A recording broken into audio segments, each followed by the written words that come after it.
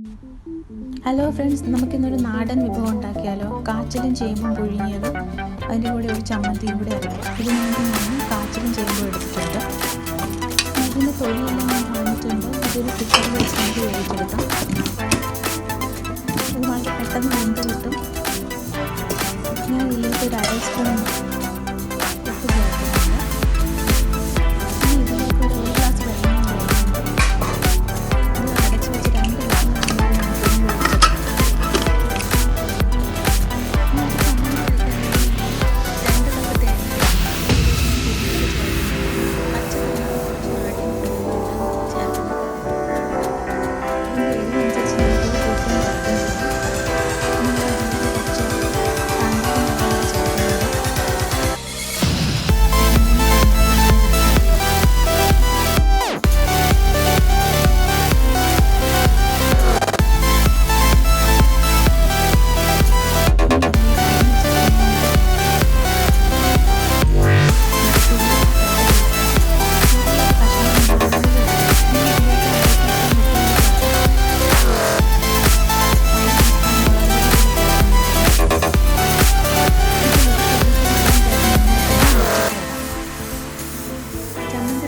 whistle പാത്രത്തിലേക്ക് മാറ്റി